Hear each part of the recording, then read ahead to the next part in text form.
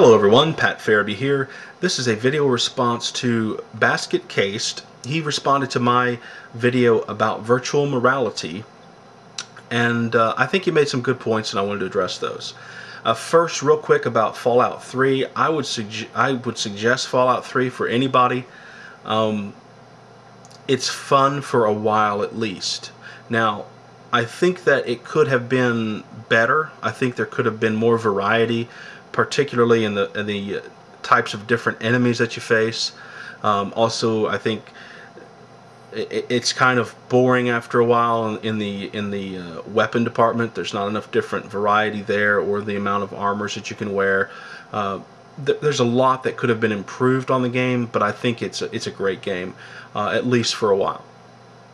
Now, you mentioned that single-player games are a lot less interesting than multiplayer games, particularly massive multiplayer games, and I absolutely agree with you. I think that the addition of a human element in any game makes it astronomically more interesting. Either fighting with friends or against friends is always fun. Even if they're not friends, even if they're strangers, just teaming up with a group of people who have the intelligence to do what is necessary when they need to do it, and not have to rely on a computer to make stupid decisions and run off and get themselves killed, etc. That's always a plus. Massive multiplayer is even more interesting because there are so many people. It's wonderful to fight alongside of 100 people, in an epic battle against whatever.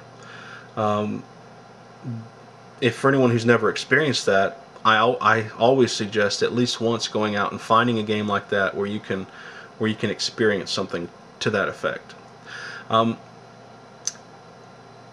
You bring up a great point, which is it more or less morally reprehensible to murder somebody when there's a human controlling the character that you're murdering?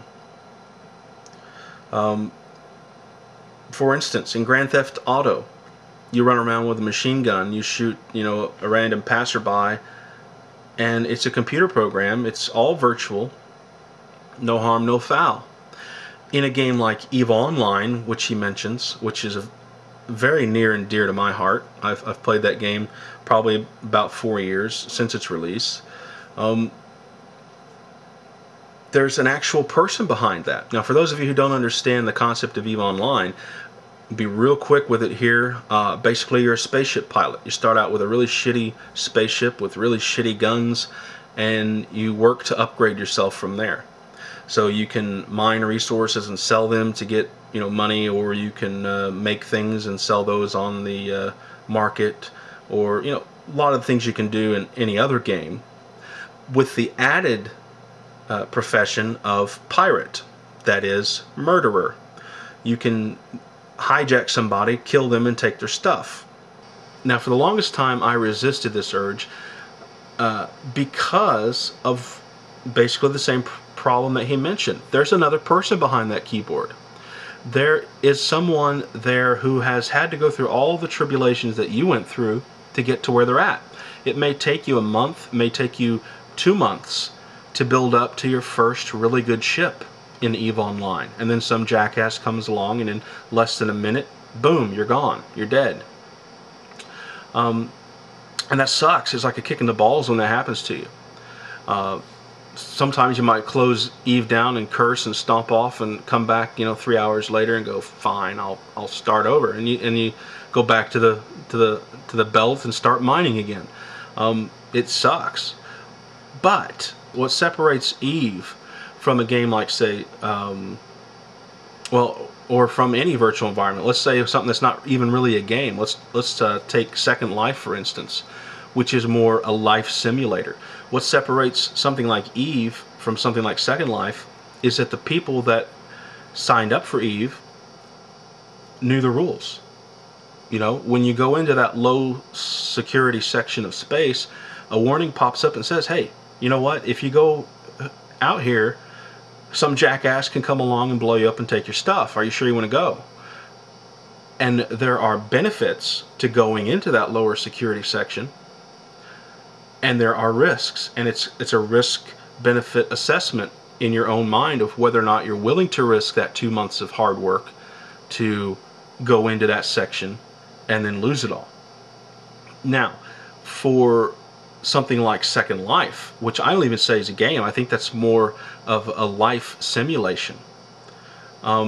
There are then, it's just you interacting with a bunch of other people. And in that context, I think maybe societal rules do apply. You know, it is cruel to then be cruel to people in that sort of environment. Because it's just you interacting with other people. So every avatar you see on the screen is really a real person. They're sitting there at the keyboard, and if you're a jackass, if you're rude to them, and you say something cruel in an effort to make them cry, and they actually cry, well, that's almost the same as if you were sitting there at the keyboard talking to them face to face. So do the societal rules of interaction between two people actually apply in a system like Second Life, in a system like Eve, where trash talk is part of the game, or in an interaction like here on YouTube, where it's people exchanging ideas and they just happen to be in video format instead of a face-to-face format? Does that make it any more or less acceptable to go outside the polite rules of conversation? Now, of course, then there are those who say that morals themselves are the weak link, that morals are completely subjective, and that there is no real guiding moral as to how you should act when interacting with another person. So that's another question, I guess, that would need to be answered. But I think the real core issue was whether or not engaging in a virtual act where there really is no one affected by your act in any way means that you've performed an immoral act. So again, and to really press that issue, we have to think about extremes, not just, you know, shooting an old lady and taking her purse.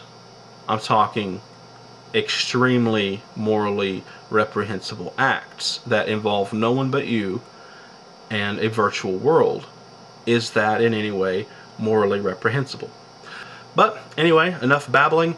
I will see you guys soon. Take care. Have a good day.